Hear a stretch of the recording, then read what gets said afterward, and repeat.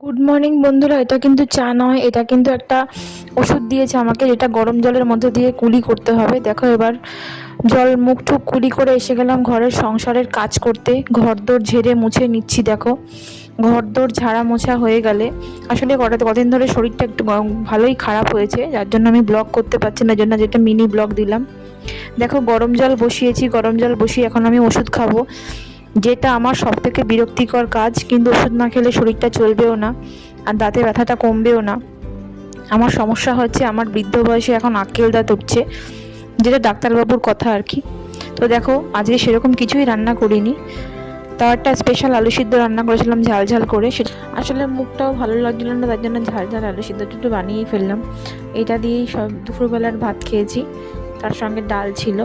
এমনিতে তো কাই ভাত খাচ্ছি, গিলতে পারছি না। তো দেখো, যাই হোক, সন্ধেবেলায় চলে এলাম সন্ধ্যা দিতে।